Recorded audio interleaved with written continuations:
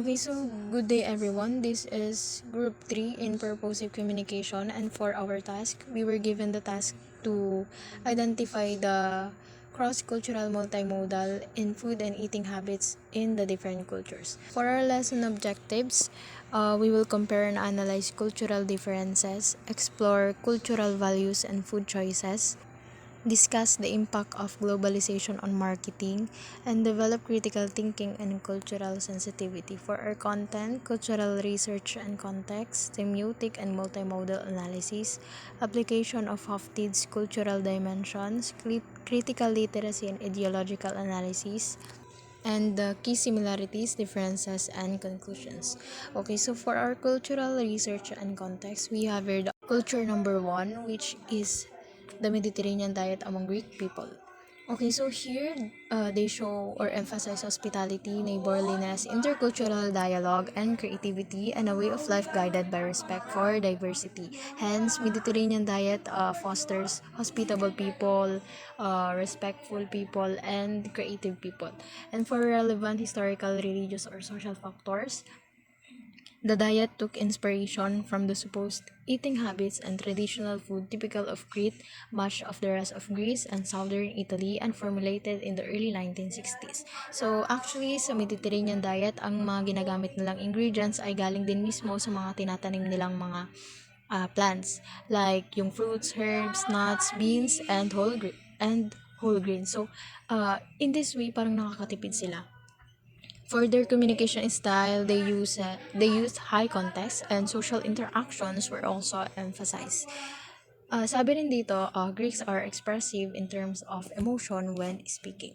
Okay, so for culture number 2, we have here the Indian cuisine in India. For key cultural values, food plays an important role in mythology. So, and one of those religions is Hindus. Sabi dito, it is believed that those who worship Goddess Annapurna are rewarded with rice. So, ang rice kasi sa mga Indian, sa India, based dun sa article na binasa ko, is para lang sa mga mayayaman. So kunwari kapag mahirap ka, parang hindi ka laging nakakakain ng rice.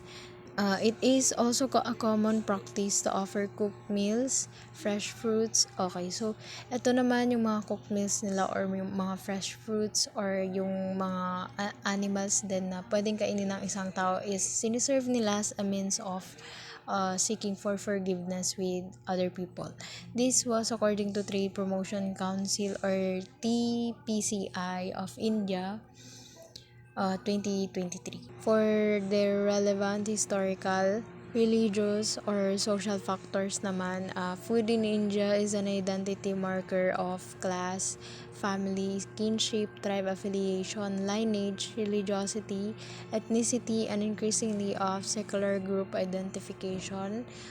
This was according to Snirivas 2011. And then sabi dito, the cuisine in India is known to be made from the same types of grains and ingredients. So sa makantwid, yung mga ingredients or grains na ginagamit nila ngayon is yun din yung ginamit nila thousands of years ago. And today, their staple food consists of whole wet flour, rice, and nutritious ingredients. For the communication style of Indian people naman, they use indirect communication. The communication style of Indians tends to be polite and indirect. They may try to speak appeasingly to those they are not close to in order to avoid conflict or confrontation. This is according to Script 2018. Hence, yung mga Indians kapag nagkikipag-usap sila sa mga tao is very mindful sila. And for culture number 3, we have the United States of America, or their American fast food culture. Actually, kung ako ang tatanungin, ito yung pinaka-influential sa atin kasi sa panahon natin ngayon, napakarami na nating mga fast food restaurant dito sa Pilipinas, like Jollibee, KFC, McDonald's, and may mga convenient stores na rin like 7-Eleven, no? Dito naman, they showcase the values such as efficiency and consumerism by prioritizing speed and convenience in dining experiences. For relevant historical, religious, or social factors naman, The fast food industry, as we know, it did not get its start until the World War II American economic boom. So Americans began to spend more and buy more as the economy boomed and a culture of consumerism bloomed. No, this was according to Marketing Sales 2014. So in terms naman sa communication style ng mga American people, so alam nating lahat na they are very direct and straightforward with each other. Hence, they uses low context of communication. Now, let's proceed to the next part, which is the multimodal text analysis, wherein we will gonna be breakdowning the multimodal elements such as images, colors, sounds, language, gestures, etc. of each text. Magpo-focus tayo rito on how these elements communicate meaning in each cultural context. So let's proceed to number one, which is the Mediterranean diet, specifically focusing on Greek culture. The visual associated with this diet includes images of fresh produce gaya ng mga tomatoes, olives, fish, and whole grains, as well as vibrant, earthy color like green, red, and yellow. People are often shown enjoying meal outdoors by the seas, which highlight a relaxed and natural lifestyle. Next is the language, wherein language used to describe the Mediterranean diet emphasizes freshness, natural ingredients, and traditional recipes. Praised gaya ng simple pressure, healthy living, and sensorial lifestyle are commonly used para makakreate sila ng mga friendly and conversational tone. Next is music and sound, wherein it plays a role in promoting this diet with upbeat Mediterranean-inspired music featuring instruments like guitars and mandolin. Sounds of nature such as waves, crashing, or bird singing are also used to create calming and relaxing atmosphere. Next is the gestures and body language, wherein it is important element of the Mediterranean diet culture, with people often appearing relaxed and enjoying their meals with friends and family. Gestures like hand clap together or a raised glass are used to emphasize a sense of community and togetherness. Overall, the Mediterranean diet culture is portrayed through bright, sunny visual with an emphasis on outdoor settings. The layout is simple and clean, highlighting the natural ingredients and healthy lifestyle associated with this diet. Next, let's proceed na sa Indian cuisine, kung saan it represented through colorful image of spices, curries, vegetables, and traditional dishes like rice and chapatis. For the visual, they use vibrant color like orange, yellow, green, and red for them to showcase the diverse spices used sa Indian cooking. Yung mga tao are shown sharing meals together, or nakikita sila na nag-share ng meals together, wherein na-highlight dito yung importance of family and community sa Indian culture. Next, sa language naman, it is used in the text to emphasize the rich flavors, spices, and the significance of family meals in Indian cuisine. Yung mga phrase gaya ng spice of your life, traditional recipes, and healthy and delicious. Yun yung mga common na nagagamit para ma-describe yung mga Indian food. Yung language is also has a warm and inviting tone para sa mga reader, para ma-feel nila na welcome sila. Next is the music or the traditional Indian music, wherein fini-feature dito yung instruments gaya ng sitar and tabla. It is often used to enhance the cultural experience of Indian cuisine. Additionally, sound of spices being ground or food being cooked may be incorporated para mas makakreate pa ng more authentic and mas exciting na atmosphere. Last naman, in terms of gesture and body language, people are depicted as welcoming and gracious, often sharing meals with families and friends. Gesture gaya ng folded hand in prayer or pwedeng slight bow ay madalas na ginagamit para magpakita ng respect and gratitude sa Indian culture. For the overall layout and editing of content related to Indian cuisine, often feature rich, colorful visual set in traditional Indian settings.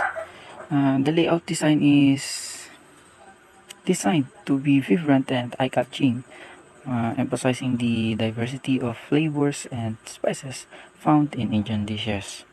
Last, let's proceed sa American fast food culture in the USA. It is all about quick, convenient, and affordable meals that are easy to eat on the go. When you think of American fast food, pwede mong maisip yung mga feature gaya ng burger, fries, milkshake, and other tasty treats. The visual elements of this culture include bright and bold color like red, yellow, and blue, which make you feel excited and pwede ring gawin kang hungry or gutom. You might see images of people eating quickly or rushing around, showing fast this lifestyle can be.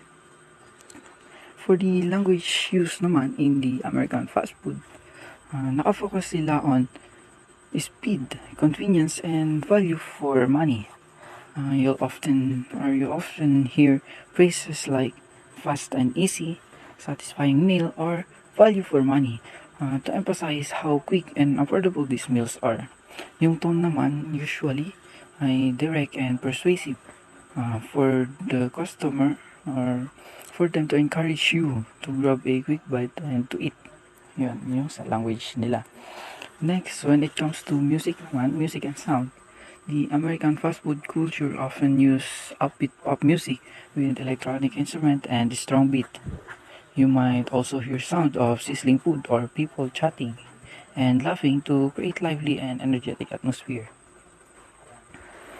In terms of gesture and body language naman, people in American fast food culture are usually energetic and excited while enjoying their meal on the go. You might see them pointing to menu item or pwede ring hawak nila yung burger para ma-show nila yung kung gaano ba nila na-enjoy yung fast food na yun. For overall naman, American fast food culture is all about bold visuals, fast layout, and focus on convenience and speed. It is a fun and exciting way to enjoy a quick and tasty meal when you're on the move. So these are the denotation of three texts. On the Mediterranean diet, when we think about the Mediterranean weight loss plan, we often image vibrant images of fresh culmination in greens, olive oil, fish, whole grains, and wine. These aren't just ingredients but symbols that constitute various components of health, subculture, sustainability, and birthday celebration. For example, fresh fruit fresh produce is rich in vitamins, minerals, and antioxidants, while olive oil provides healthy fats. These ingredients are often associated. For example, fresh produce is rich in vitamins, minerals, and antioxidants, while olive oil provides healthy fats. These ingredients are often associated with Mediterranean cultures and traditions, and they can be enjoyed in various ways, from simple salads to festive meals.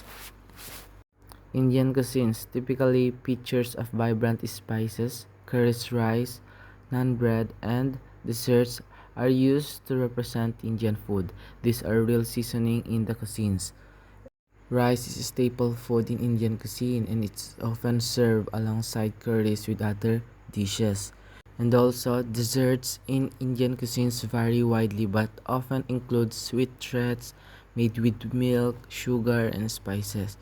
These images represents the real seasoning and flavors that make Indian cuisine so distinctive and enjoyable. Lastly, the American fast food culture. American fast food culture often gets reduced to image. Lastly, American fast food culture. American fast food culture often gets reduced to image of greasy burgers, soggy fries, and thick milkshakes served at drive-thrus. But American fast food culture is often stereotyped as a focus on an unhealthy. But actually, American fast food culture is often stereotyped as a focus on unhealthy. However, American fast food culture is often stereotyped as a focus on unhealthy processed food. The vibrant colors of logos and signages, most especially sa mga color red na fast food chains which represent the excitement, represent the grabbing attention of that store, of that food chain. Isang factor yon, and the sounds of sizzling grills and fried food all contribute to the overall experience. And in addition, yung elements na to, pati yung mga concrete features of the restaurant like seating areas, countertops, create a tangible and memorable environment. Now, let's proceed to the application of hoops to its cultural dimensions, kung saan nahati ito sa tatlong part, which is the power distance, individualism versus collectivism, and the masculinity versus femininity. Sa power distance in Mediterranean diet, there is a moderate power distance reflecting on a more equal approach in social interaction. Halimbawa na lang dito during sa family meals kung saan everyone shares dishes and engage in lively discussion regardless of age or status, which promotes a sense of equality and community.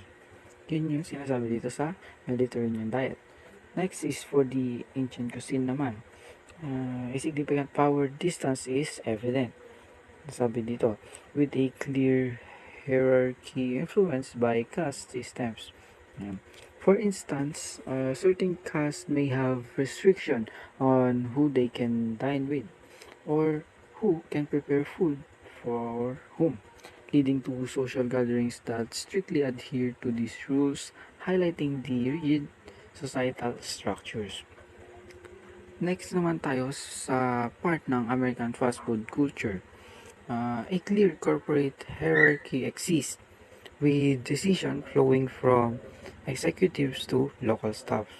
For examples naman dito is yung franchise location might implement policies dictated by corporate headquarters such as specific menu items or promotional strategies emphasizing authority and standardized procedures across all locations.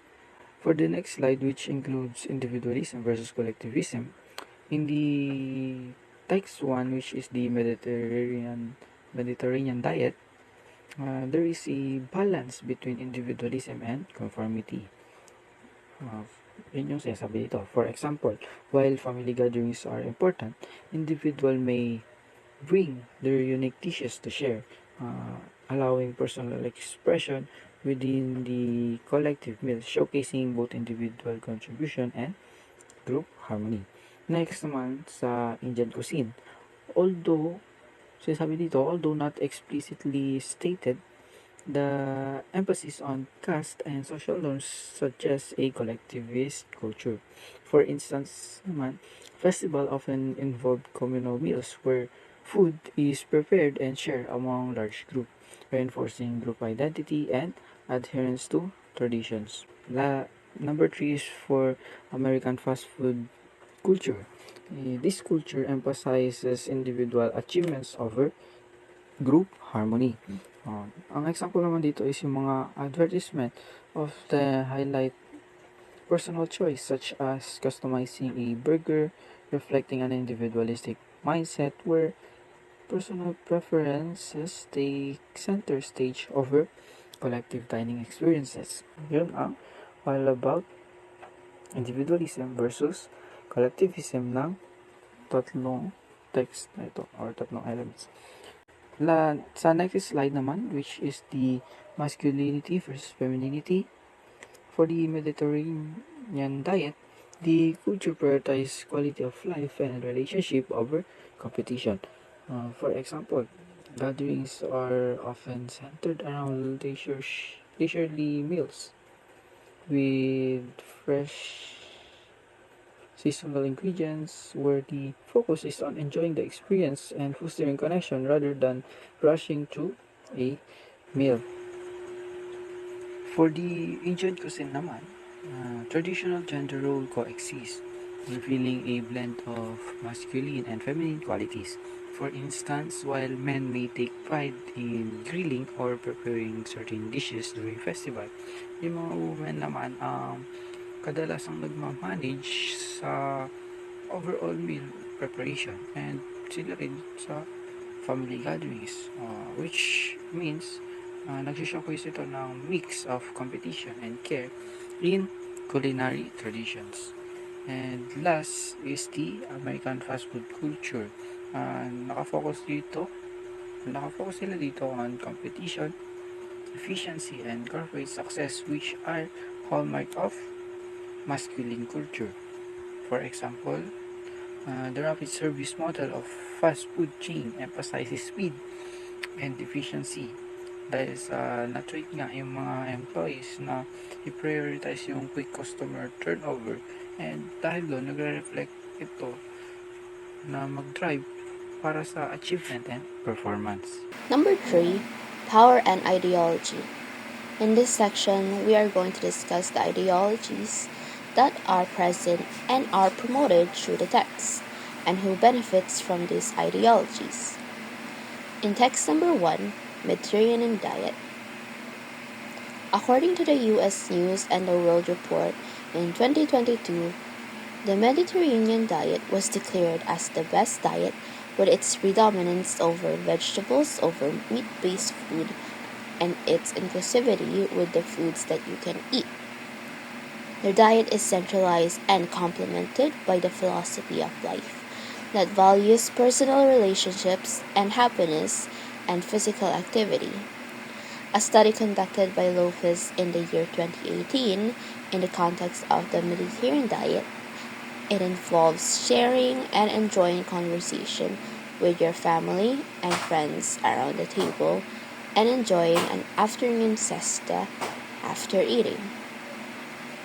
According to this, the Mediterranean diet revolves around plant-based food and is centralized in the philosophy of life that values personal relationships.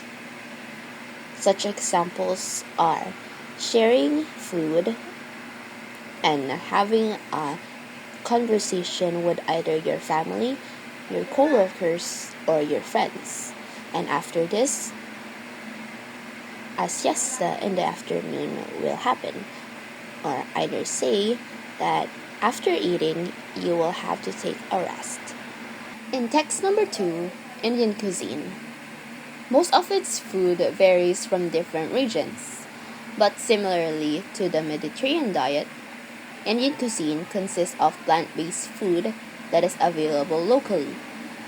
The cuisines served in India are influenced by its people's religious beliefs, such as Hinduism, which emphasizes vegetarianism, and the concept known as ahimsa, meaning non-violence, which has led a strong tradition of vegetarian diets, such as lentils, vegetables, and paneers, which are mostly plant-based.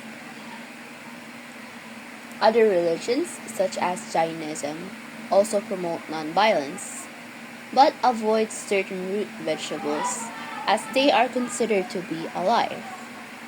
And in Islam, it is prohibited to consume pork and alcohol as it is believed to be sinful to consume and also dirty for them.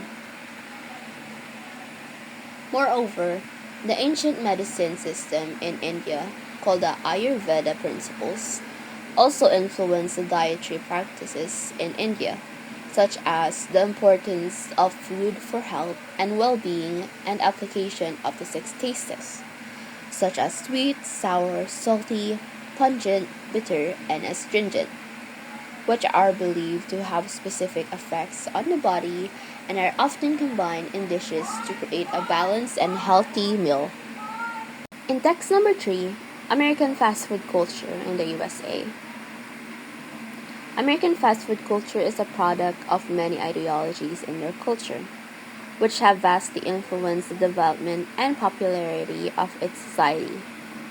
Central to this culture is convenience and efficiency, as the industry of American fast food chains offer quick and easy meals that match with the busy lifestyles of the American population.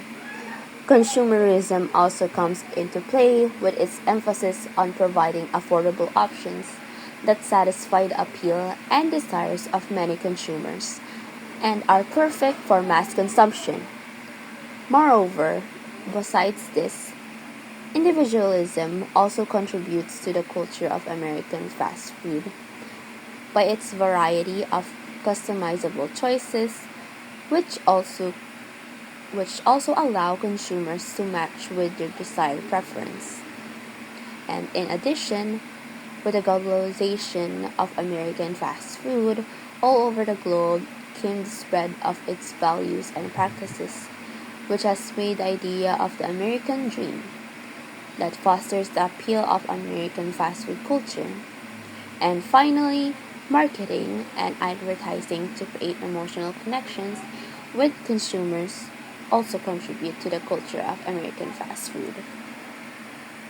Talk about naman sa Indian cuisine. So for the ethical concern, Indian cuisine, it encompasses cultural appropriation, animal welfare, environmental sustainability, and adherence to the religious dietary practices. So the globalization of Indian food has led to oversimplification of diverse regional cuisine, risking the loss of authenticity and perpetuate stereotypes. So dito tayo, meron din namang cultural appropriation pa rin dito sa may Indian cuisine, pero meron more on talaga sila sa stereotyping and misinterpretation. Indian food is a stereotype in the main social media and other restaurants. In this particular case naman is only curious can be seen at Indian food because it's all about the spices naman sila mga Indian food. With time goes by, one could get a bad impression about Indian food. So, and its identity, nagbabago siya kasi kung ano yung nakikita nila sa social media, malay mo pangit, hindi pangit yun yung nakikita, yung magiging bad impression nila kapag tinikman nila to. No, naman, dito naman tayo sa may inclusivity and accessibility pa rin naman. So, a kind of elitism connected to the representation of Indian food can be another ethical concern o another concern naman siya wherein this is what creates a divide between those who have not option to enjoy the authentic food experience. Ito naman yung nagkakaroon ng big barrier wherein kung saan ina-enjoy ng mga meron mga nag-enjoy sa may Indian food at yung mga hindi naman nag-enjoy sa Indian food. So that's all for the ethical consideration. Next, talk about the Lastly, in text number 3, American fast food culture in the USA. Fast food culture became a norm in the lifestyle of the Western world, more particularly in America, where it has been part of their everyday lives from many decades from now. But apart from its cheap, convenient, and efficient source of food for its citizens, it has raised several ethical concerns in its industry, one of which is the practice of unethical farming of animals and its unsustainability to the environment. According to Lynch 2021, farmers from the fast food industry cram as many animals into one place as possible. The massive cesspools of manure from the animals often find their way into waterways, which bring harmful bacteria that kill marine life and disrupt the ecosystem. Moreover, severe health concerns in obesity stems from the American fast food culture. From the past 4 decades, almost 40% of American adults suffer from obesity, and roughly 300,000 American citizens die yearly because of this. Lastly, American fast food culture is also known for its minimum wages, which, which are from $8 dollars or above, and its difficult working conditions.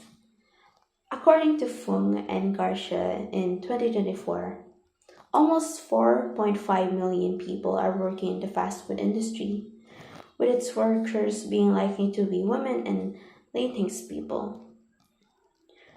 Difficult working conditions are well documented, with nearly two-thirds of fast food workers in Los Angeles experiencing wage and nearly half experiencing injury and workplace harassment. So now, let's talk about the key similarities and differences of these cultures. First is the key similarities. Along with this is the community and connection, meaning food brings people together. In all three cultures, Mediterranean, Indian, and American fast food, food is important for connecting with others. In Mediterranean culture, people love sharing meals.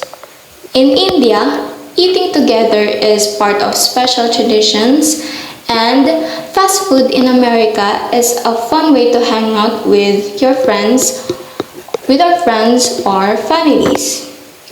All of this shows that food helps bring people closer or together. Next is the cultural importance of food, or food means more than just eating. In these cultures, food isn't just for filling your stomach. The Mediterranean diet is about staying healthy and celebrating different cultures. Indian food is linked to religion and traditions, and American fast food shows the busy, modern way of life. This means that food tells a story in each culture. Next is the use of visuals. This means that looks matters, meaning the way that food looks is important in all three cultures. Mediterranean food uses fresh and colorful ingredients. Indian food is full of bright, spicy colors. And fast food in America looks tasty and fun because they want to attract the audience. And this means that the appearance of the food shows the unique flavors and tradition of each culture. And lastly is the communication style, or how people talk about the food. In Mediterranean and Indian cultures, people talk about food in a polite and respectful way, meaning it is indirect, which shows they care about building relationships. And in American fast food talk is quicker than more casual.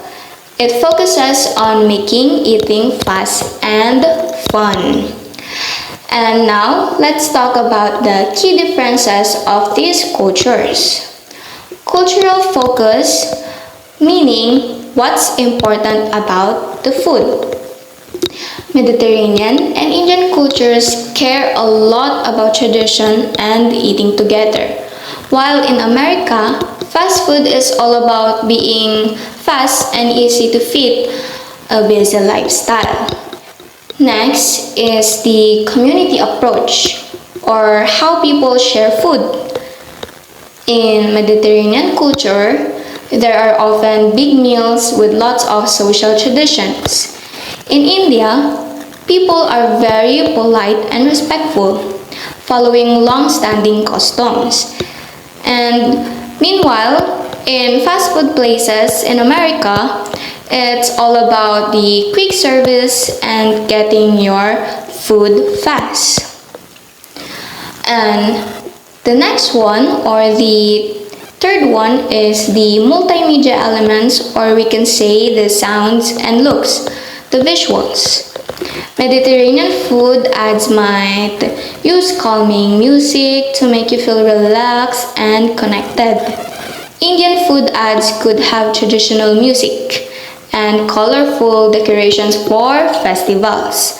While in American fast food ads use catchy songs and exciting pictures to show how quick and fun the food is.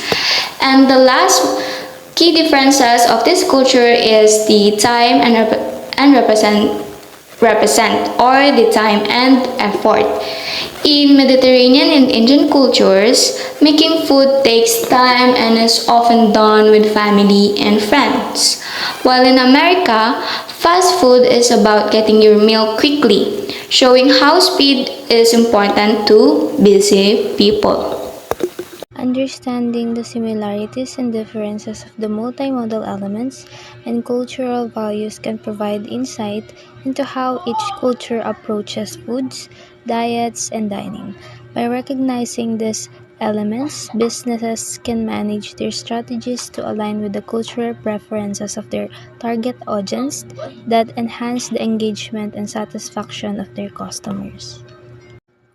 So, all three cultures value the importance of food in building relationships and community. They each show that food is more than just sustenance.